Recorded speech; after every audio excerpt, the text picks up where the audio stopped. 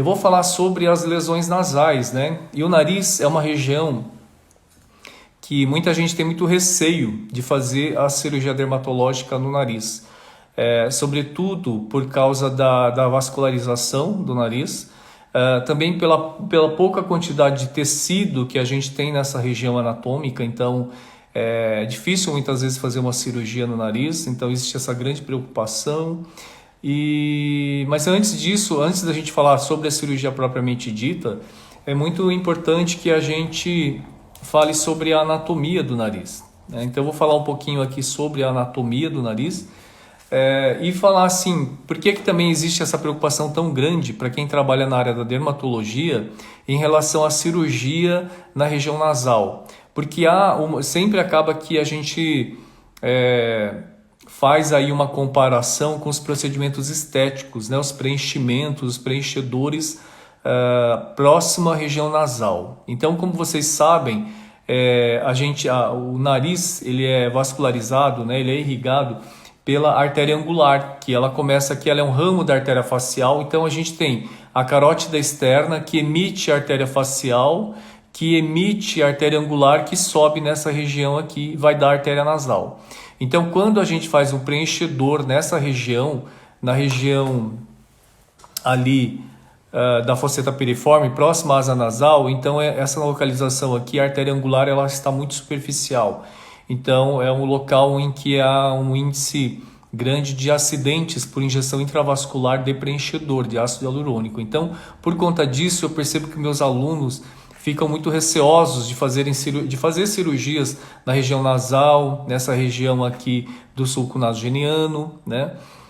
E próximo aqui da asa nasal. Mas eu sempre falo isso nos meus cursos, que vocês não precisam se preocupar, porque quando você faz a hemostasia, ou mesmo quando você faz uma incisão e ocorre uma ruptura de um desses vasos, ou da artéria angular, ou da artéria nasal, você pode fazer hemostasia, você pode fazer a ligadura desse ramo, porque não vai trazer nenhum inconveniente, nenhum problema, não vai causar necrose tecidual. E aí meus alunos sempre perguntam, mas por que aqui você pode fazer hemostasia nessa região, nesses vasos da região do nariz, e você não pode fazer um preenchedor?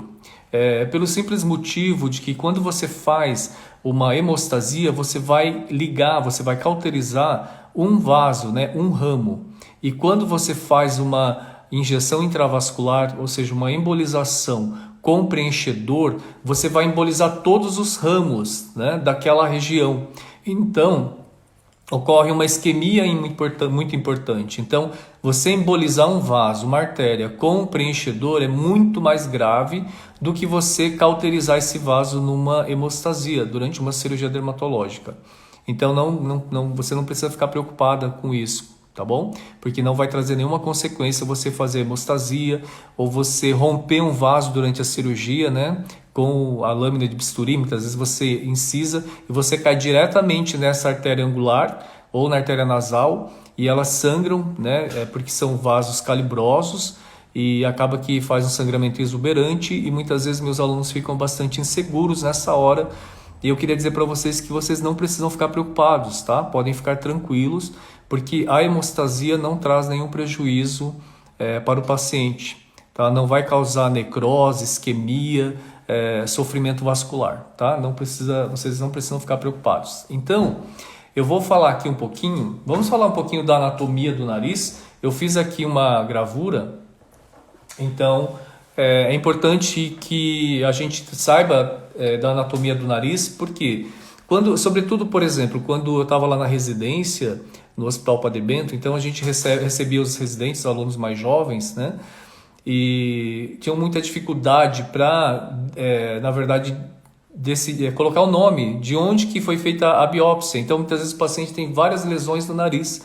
E como que você vai dar o nome da localização? Então, fez uma biópsia aqui, uma outra aqui, outra aqui, aqui. Que nome você vai dar, não é? Na hora de identificar a peça para colocar no frasco. Então, é importante a gente falar da anatomia do nariz. Então, aqui, essa região aqui, próximo aqui à glabela, daí começa o nariz. Então, a gente chama essa região de raiz nasal. porque é o início, né, do nariz, tá? Depois aqui, ó, é o dorso nasal. Então, em vez de eu falar lá na gravura, eu vou falar aqui na frente para vocês, acho que vai ser mais fácil. Então, aqui a gente chama de raiz nasal, aqui é a glabela, tá? Aqui é a raiz nasal, aqui o dorso nasal, aqui a ponta nasal, que por acaso a minha é caída, né? Aqui a gente chama de face lateral do nariz, que é mais ou menos um quadrilátero, assim, ó. Aqui a gente chama de face lateral do nariz. E quando o nariz termina aqui e começa a região da maxila, eu chamo essa região de paranasal. Então, se você faz uma biópsia nessa localização, eu denomino de região paranasal. E essa região aqui, face lateral do nariz, tá? Aqui, olha, a asa nasal para mim, do lado esquerdo, e asa nasal direita, ponta nasal, e essa parte aqui de baixo, olha, que é essa aqui que está na gravura, vamos ver se eu consigo mostrar para vocês. Essa porção aqui, olha, entre os dois orifícios do nariz, aqui, a gente chama de columela. Columela. Eu vou escrever aqui no quadro. Columela. Será que vocês vão conseguir enxergar? Às vezes fica ao contrário para vocês. Columela. Tá bom? Parece que fica ao contrário, né? Porque é uma imagem espelhada. Pois bem, então é importante a gente saber dessa questão anatômica do nariz para você, primeiro, antes de tudo, você conseguir denominar a localização da peça operatória, da biópsia que você fez. Então é importante você colocar isso. Por quê? Principalmente para quem trabalha no hospital, no serviço público, por exemplo, muitas vezes quem vai receber a biópsia, o laudo, o resultado anatomopatológico, não vai ser a pessoa que fez a biópsia, né? E muitas vezes a pessoa que fez a biópsia, ela também não vai lembrar, porque a quantidade de pacientes é tão grande.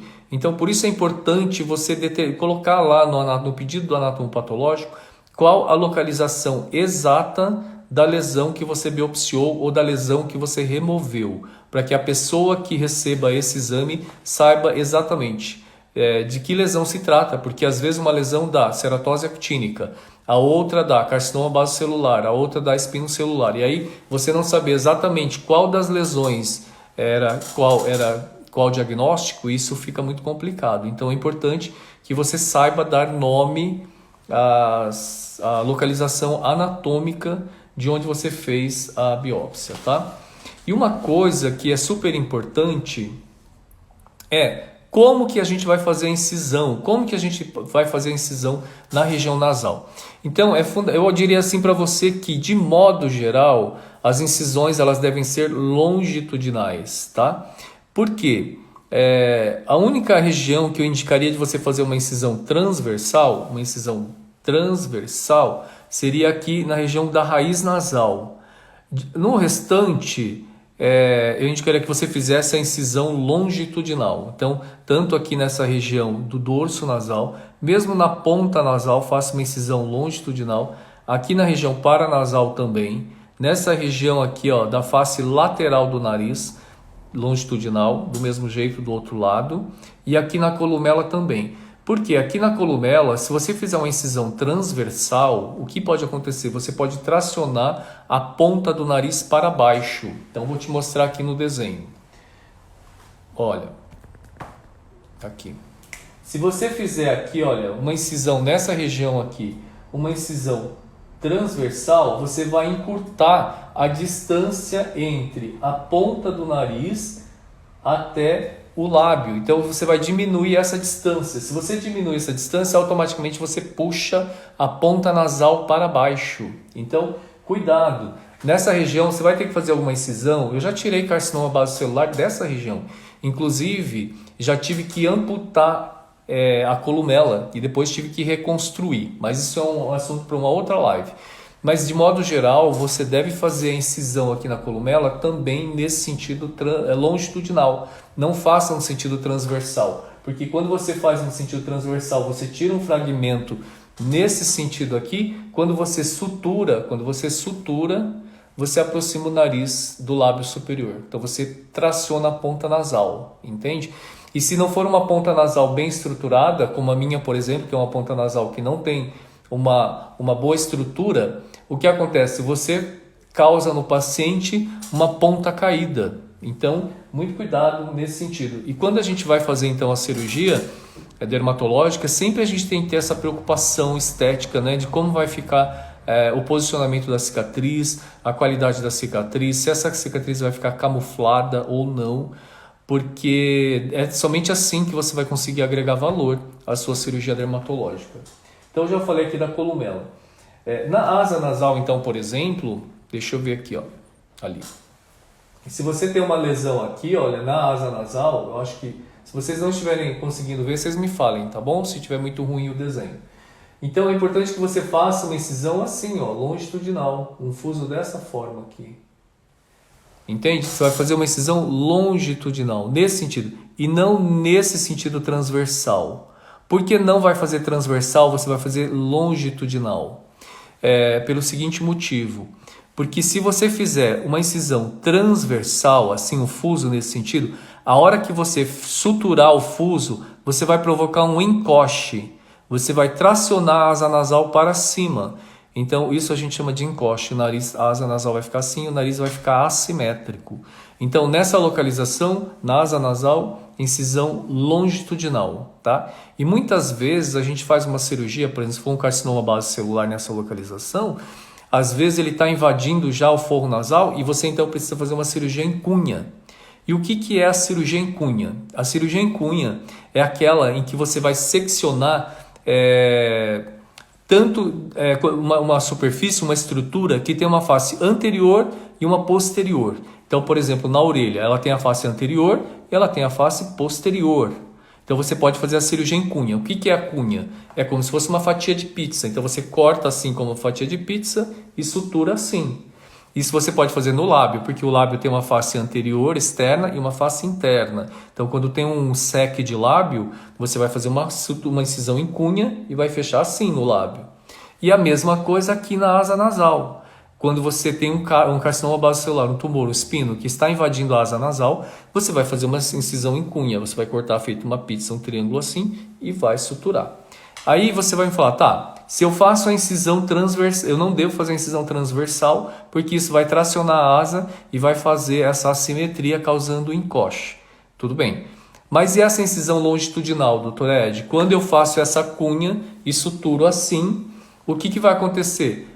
A asa nasal ela vai ficar menor, sim, obviamente, e vai causar provavelmente algum grau de assimetria. Ou seja, o orifício nasal deste lado que você fez essa cunha, muito provavelmente esse orifício vai ficar menor do que o outro lado. Só que quando você olha o paciente de frente, porque ninguém olha o paciente assim de baixo, né? É muito pouco perceptível, né? A não ser que você resseque uma quantidade tão grande que o paciente vai ficar praticamente com o orifício diminuto.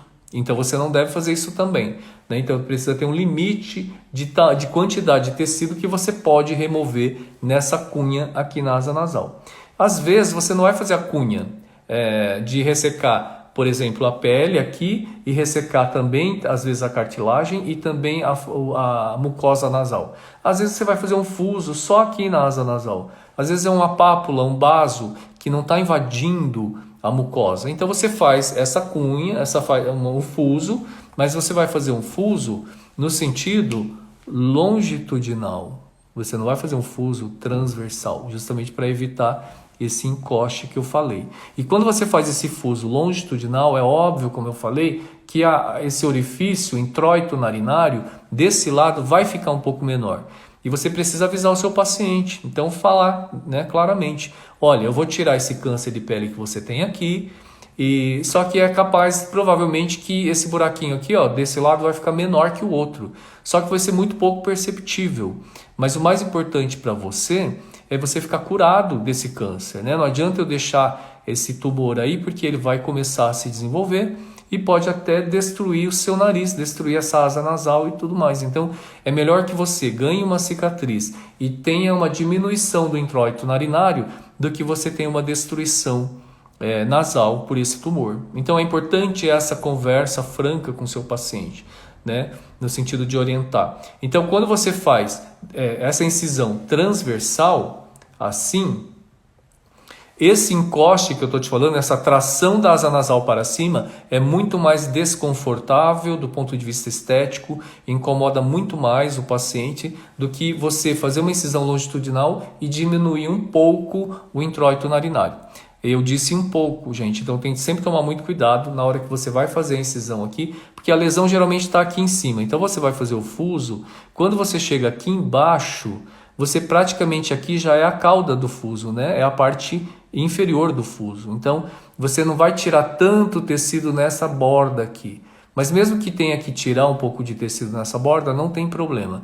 O importante é não tirar uma quantidade muito grande, de forma que você diminua tanto esse introito narinário que possa causar um problema respiratório, né?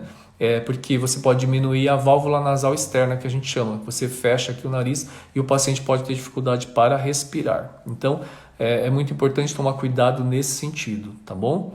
Porque é uma pergunta muito frequente a questão da cirurgia dermatológica no nariz, porque muita gente tem medo, tem receio, por causa da vascularização, por causa da anatomia do nariz, por causa da característica tecidual do nariz mesmo, né? A pele não é uma pele muito elástica, é uma pele muito espessa muitas vezes, né? Não há subcutâneo, o subcutâneo é muito pobre nessa região, então quando você incisa a pele, você praticamente já cai ou no osso mesmo, né, no periósteo, no osso, nessa região, ou aqui na região da ponta, você já cai em cima da cartilagem. Então, existe um medo muito grande e, sobretudo, de exposição da cartilagem, né? Meus alunos falam, nossa, doutor Ed, se eu expuser a cartilagem, o que vai acontecer? Há um perigo muito grande? Não, gente, não tem perigo, tá? Não tem perigo. Você pode expor a cartilagem, tanto que em cirurgias de pavilhão auricular, eu costumo deixar nessa região, por exemplo, na concha, né? Não existe elasticidade, você não consegue, mesmo que você tire uma lesão ali, você não consegue aproximar, fazer uma sutura, porque você não tem flacidez cutânea, não tem sobra de pele para você fechar. Então muitas vezes eu deixo cicatrizar por segunda intenção. E o nariz é uma região que se presta muito bem também à cicatrização por segunda intenção. Mas a maioria das lesões a gente consegue fechar primariamente. Fechar primariamente significa suturar mesmo, né? Fazer a sutura. Então, como eu falei para vocês, no nariz, de modo geral, a incisão ela deve ser longitudinal, né? Eu indico fazer a incisão transversal aqui na região da raiz nasal, mas no restante é melhor você fazer de forma longitudinal. Inclusive aqui na columela, aqui embaixo, também na asa nasal. Quando você tem uma lesão aqui, ó, nessa fosseta piriforme que a gente chama, bem onde está localizada a artéria angular, né, o grande perigo do preenchimento com ácido hialurônico, por exemplo, dos preenchedores, quando você tem uma lesão nessa localização, é interessante você fazer um fuso. Eu às vezes faço o fuso bem contornando aqui a asa nasal, de tal forma que na hora que eu faço a sutura, vou tentar fazer aqui o desenho aqui. Então, se eu tenho uma lesão aqui, olha, bem próxima à asa nasal, eu faço o fuso dessa forma aqui, ó. Dessa forma. Porque na hora que eu faço a sutura, essa sutura ela vai cair bem aqui, ó. Ela vai cair bem nesse contorno, nesse sulco, na borda da asa nasal. E aí a incisão aqui nesse sulco, a incisão ela fica muito disfarçada. Ela cicatriza muito bem e praticamente fica imperceptível, né? Então, se você pode fazer um fuso desse jeito aqui para colocar a incisão nessa localização, por que você vai fazer um fuso assim, descendo por aqui, que vai ficar muito mais aparente? Então, a gente sempre tem que tentar esconder a incisão, a cicatriz, nas dobras naturais, né? A cirurgia plástica nada mais faz do que isso, de camuflar a cicatriz, de esconder a cicatriz nas dobras naturais, para que elas fiquem pouco perceptíveis, né? Então a cirurgia plástica faz muito isso. Uma outra questão que sempre existe uma dúvida muito grande em relação a descolamentos. Então eu vejo, por exemplo, muito comum os meus alunos fazerem uma incisão, tiram uma lesão aqui no dorso nasal, às vezes não é nem muito grande, e aí começa a descolar. Descola para cá, descola para cá, sempre tem essa tendência de fazer descolamentos. Então eu já vou dizer para vocês, evitem descolamentos desnecessários, manipulação tecidual exagerada, porque além de você ficar pinçando a borda da ferida, ficar manipulando o tecido com pinça Kelly descolando ou tesoura descolando, você pode causar uma desvascularização da pele. e aí essa pele evolui com necrose, entende? Então, não é a hemostasia que você fez porque aquilo estava sangrando e você vai cauterizar os vasos que estão sangrando, não é isso que vai levar à necrose tecidual, mas muitas vezes esse descolamento exagerado, essa manipulação tecidual exagerada, né?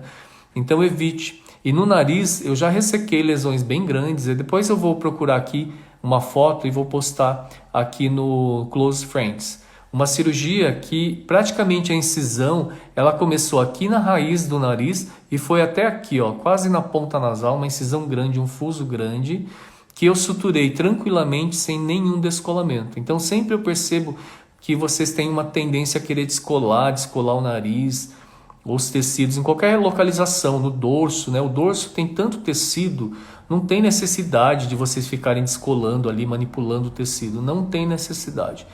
Especialmente no nariz, não façam isso, porque você pode desvascularizar a pele e esse paciente apresentar uma necrose. Então imagina uma necrose na ponta do nariz ou no dorso nasal, né, que é uma região muito exposta no centro da face.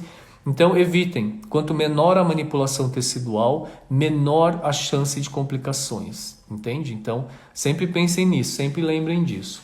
E vocês vão conseguir fechar lesões enormes, sabe, no nariz, sem haver a necessidade de fazer descolamentos. Agora, é claro, existem algumas lesões que você vai ter que fazer um retalho, por exemplo, vai ter que fazer um enxerto.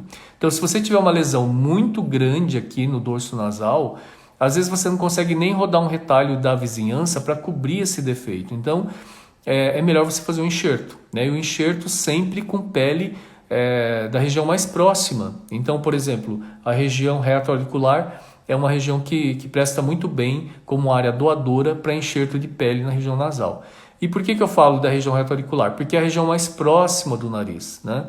Você pode pegar aqui do braço, por exemplo, eu gosto muito de pegar do braço, só que conforme você vai se distanciando do sítio da área receptora, mais diferente será essa pele, em questões de textura, de coloração. Então existe uma diferença muito grande. E aí aquele enxerto que você colocou, ele pode ficar muito diferente, muito aparente, né? Pode chamar muito a atenção, ficar esteticamente ruim, tá? Por isso que eu gosto muito do retalho, porque o retalho ele é de vizinhança, é de tecido próximo e ele sempre vai oferecer um resultado estético muito superior ao enxerto. Por isso que eu gosto muito do retalho, muito mais do que o enxerto, especialmente porque o retalho você precisa projetar, você precisa criar, você precisa ter um senso estético, um senso artístico, digamos assim, muito grande. E o enxerto não, você simplesmente tirou ali a lesão, vem aqui, tira o tamanho da pele necessária e coloca ali sutura, né? Então eu prefiro o retalho. Por outro lado, do ponto de vista oncológico, o enxerto é superior. Por quê? Porque o enxerto ele vai denunciar uma recidiva. Como o enxerto ele é mais fino, né, de pele só, então o enxerto vai denunciar uma recidiva, né, precocemente. E o retalho pode demorar um pouco mais, porque o retalho é mais espesso, se você tiver uma recidiva abaixo, mais profundamente, pode demorar um pouco mais para aparecer. Então eu diria que, do ponto de vista oncológico, o enxerto ele é superior, porque ele vai denunciar uma recidiva, mas do ponto de vista estético, o retalho é muito superior, né? Inclusive porque lá na residência mesmo a gente via, eu chamava o paciente, eu sabia que cirurgia já tinha sido feita nele, muitas vezes eu olhava também no prontuário, e pedia para o residente me explicar qual cirurgia o paciente tinha sido submetido. E muito frequentemente o residente não conseguia nem localizar a cirurgia, né? E muito menos dizer o que tinha sido feito. Porque realmente o retalho ele tem uma qualidade estética muito superior ao enxerto, né? Então eu gosto muito do retalho por causa disso. Mas vamos voltar aqui, gente. E aí, como eu falei para vocês, não tenham medo de fazer hemostasia. Então eu vejo às vezes que meus alunos têm receio de fazer hemostasia. E o nariz é uma região muito vascularizada. Então você deve usar o anestésico com vasoconstritor. Você pode usar lidocaína, 2%. Aquele frasco de 20 ml, ele tem adrenalina na concentração de 200 mil. E aquele tubete que a odontologia usa, a concentração de 50 mil. Então, essa da odontologia é muito mais concentrada a adrenalina. Então, eu gosto de usar esse tubete, mas você pode usar o frasco, aquele de 20 ml, na concentração 1 para 200 mil. Então, no nariz, use vasoconstritor, porque é uma área muito vascularizada, e o vasoconstritor vai te ajudar muito, porque vai diminuir o sangramento, né? Mas é super importante que depois que você fizer a anestesia, que você aguarde o efeito vasoconstritor se estabelecer, porque não adianta você anestesiar e já começar a operar, porque não deu tempo de fazer a vasoconstrição e vai sangrar muito a cirurgia. Então é super importante que você aguarde 6 minutos para que a vasoconstrição se estabeleça, tá? Senão não vai adiantar. E aí aquilo que eu falei, a hemostasia em si não traz grandes problemas, né? Não vai trazer um problema, não vai causar necrose nem nada. O que é mais deletério, na minha opinião, são esses descolamentos exagerados que eu vejo muitas vezes. Então, descola para aqui, descola para lá. Então, sempre que, às vezes em cirurgias pequenas, que não vejo necessidade, então começa a descolar com Kelly, com tesoura. E aí o que acontece? Você pode desvascularizar o tecido e você também pode, na verdade, romper um vaso, você pode lesar um nervo, então você pode causar uma iatrogenia, muitas vezes manipulando o tecido de uma forma desnecessária, muitas vezes, né? E como eu sempre digo, quanto maior a manipulação tecidual, maior o índice de complicação e piores os resultados, né? Então, às vezes você tem, por exemplo, uma ferida operatória que você tem uma necrose da borda. E como que é a necrose da borda? É aquela crosta enegrecida que fica bem ali em cima da sutura, que você pede para o paciente higienizar e o paciente fala, mas eu lavo, doutor, eu lavo, eu esfrego, mas essa casca preta não cai, não sai. E essa casca preta, justamente ela vai se destacar lá pelo 15º dia. E sabe o que é essa casca preta? Não é sujidade, é uma necrose da epiderme, por excesso de manipulação tecidual. Então, muitas vezes essa crosta enegrecida é uma necrose, né, que você mesma provocou por ficar manipulando o tecido ali de forma exagerada com a pinça, com a tesoura, com o Kelly, por exemplo. Tá? Vamos falar aqui das lesões mais comuns no nariz, né? O que você vai encontrar mais comumente? Então, o névoa intradérmico é muito comum. O paciente pede para remover o névoa intradérmico, porque eles acham feio mesmo, né? Nariz de bruxa, então é muito comum. Só que o névoa intradérmico, eu prefiro fazer o fuso mesmo, né? Ressecar fazendo uma elipse. Só que você não deve fazer uma elipse, o fuso, respeitando a relação de 1 para 4. Vou fazer aqui um desenho, espero que vocês consigam ver aí. Então imagina que você tem um névoa aqui, um névoa intradérmico assim, e você vai fazer o fuso, né? Você pega e faz um fuso desse jeito aqui, ó. Imagina o tamanho da cicatriz que você vai criar nesse paciente. Se é uma lesão benigna, um névoa intradérmico, não há necessidade de você fazer um fuso desse tamanho, né? Dessa magnitude. Então eu falo para os meus alunos, faça como se fosse um punch mesmo. Ou às vezes dá até para você remover essa lesão com um punch 6 mesmo, um punch 5. Tá aqui a lesão, não precisa fazer aquele fuso enorme, tira bem próximo, dá uma margem aí de 1 milímetro, não precisa nem fazer fuso, eu faço circular mesmo, porque se a lesão é assim bem pequenininha, se é um névoa de meio centímetro, por exemplo, você pode tirar sem margem, ou com uma margem de 1 milímetro, né, só para não deixar a névoa, resseca lá a lesão, tira e dá um ponto. Então você vai conseguir fechar esse defeito somente com um ponto, e aí você vai evitar aquela cicatriz enorme de um fuso, muitas vezes por uma lesão benigna, não é? Então, muito cuidado. Uma coisa que é muito comum de acontecer, então, o névoa intradérmico. Por que também eu não gosto de fazer shaving para névoa intradérmico? Por quê? Primeiro que se você faz o shaving, você mantém a base. Então, há uma possibilidade muito grande desse névoa recidivar, tá bom? E segundo, se esse névoa ele é pigmentado ou ele tem pelos, se você faz um shaving não adiantou nada, porque o paciente vai dizer, doutora, o névoa, essa pinta, ela saiu. Só que tem uma mancha preta na base. E fora isso, começa a nascer pelo no meio. Então não resolveu nada. Você precisa tirar o névoa todo em toda a sua espessura da pele até o subcutâneo. Tá bom? A Nelly perguntou, qual a conduta para um granuloma no ósseo da narina? Olha, eu faria, Nelly, Um fuso mesmo, se é um granuloma, se ele é pequeno, pode tirar com punch mesmo, eu faria um fuso dessa forma aqui, como eu desenhei, tá? Mas é importante mandar para anátomo patológico para ver se confirma realmente o granuloma, né? Se por acaso essa lesão não pode ser um baso, né? Um carcinoma base celular, se não pode ser um melanoma, então é importante mandar para anátomo patológico, mas tiraria sem margem, com uma margem exígua, uma margem mínima de 1 milímetro assim, tiraria esse granuloma, essa lesão. Então o nariz é uma região que a gente tem que ser bastante cauteloso, muito cuidadoso, né? Porque essa é uma estrutura que fica no centro da face e pode deixar um estigma no paciente. Então a gente tem que tomar muito cuidado, tem que pensar muito nisso. Então, névoa intradérmica eu já falei. Outra lesão que é muito comum são os angiomas rubis, tá? Eu não gosto muito de fazer eletrocirurgia, eu acho que vocês, não sei se vocês já viram muito o vídeo que eu coloco aqui. Eu não faço eletrocirurgia de forma assim disseminada como eu costumo ver. Por quê? Por causa das cicatrizes inestéticas, por causa das discromias, então eu não gosto de fazer. Mas o angioma rubi, né, o nevo rubi, é um caso, assim, uma situação que eu gosto de fazer eletrocirurgia. Mas é sempre bom tomar muito cuidado. Então a ponteira que eu uso é a ponteira em bolinha. Se for um angioma rubi pequeno, eu usaria a ponteira com a bolinha pequena. Se for um angioma rubi maior, eu usaria a ponta redonda maior. Sempre o bisturi elétrico na coagulação e começa com uma potência mínima, bem baixinha, tá? Então, se for, por exemplo, aquele aparelho, o bisturi elétrico da marca Imai, que é o BP100, eu colocaria em 1,5, potência meio, potência 1 e ia testando, sentindo. É melhor você ter que repetir o procedimento do que você cauterizar demais e provocar ali uma cicatriz anestética, uma depressão, um buraco, não é?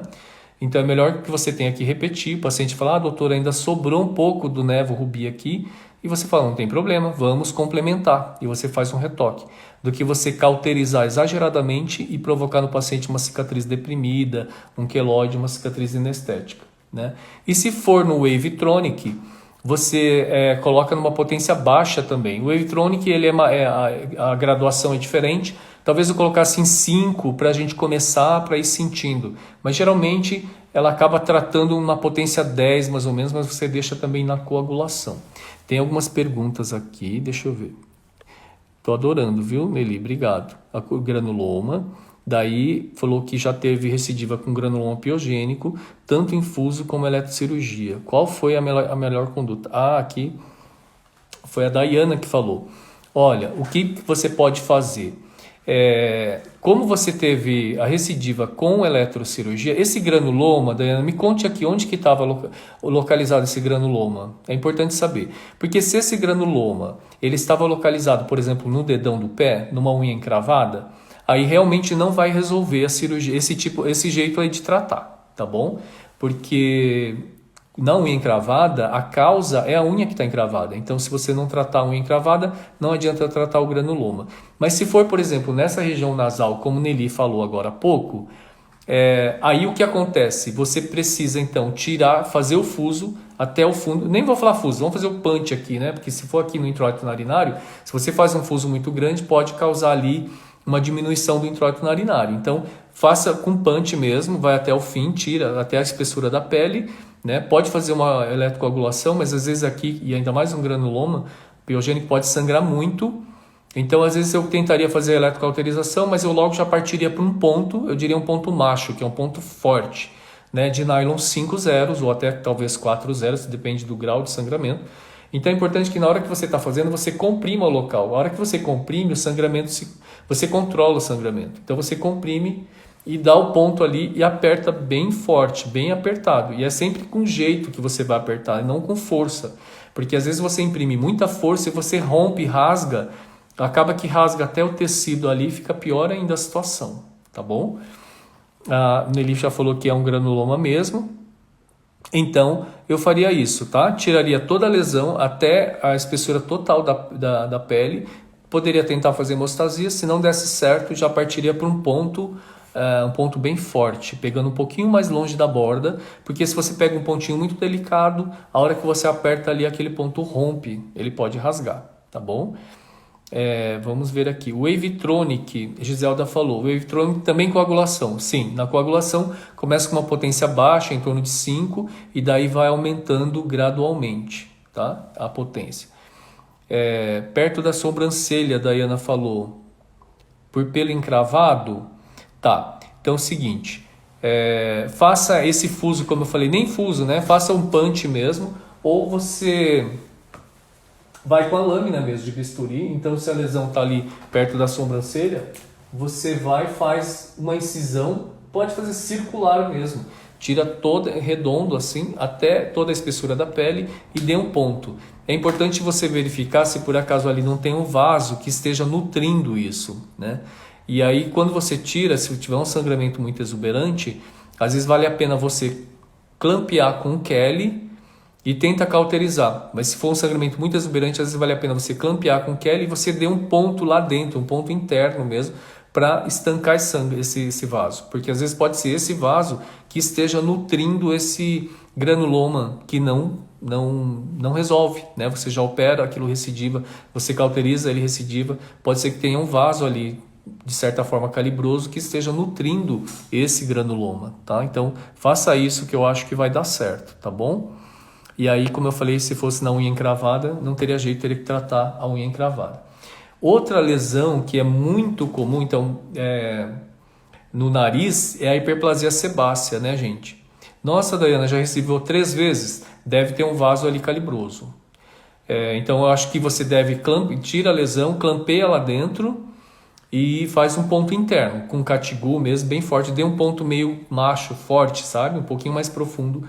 Aperte bem firme e depois deixa esse ponto sepultado e depois você sutura a pele. Eu acho que tem um vaso ali que está nutrindo o quadro, por isso que não resolve. A hiperplasia sebácea, que é muito comum também no nariz, e muitas vezes, gente, ela confunde a gente, né, com carcinoma base celular. E eu já vi muitas lesões de hiperplasia sebácea serem tratadas como carcinoma base celular. E o problema é que no base celular você vai dar margem, né? Então imagina que você vai tirar aqui nessa região aqui uma lesão que você imagina que é um baso. Então você vai dar 5 milímetros de margem. Daí você tem que fazer a elipse. Olha o tamanho da lesão. Então, como consequência, você vai ter o quê? Uma cicatriz desse tamanho aqui. Ó, então vou desenhar aqui a cicatriz. Você vai deixar no paciente uma cicatriz assim.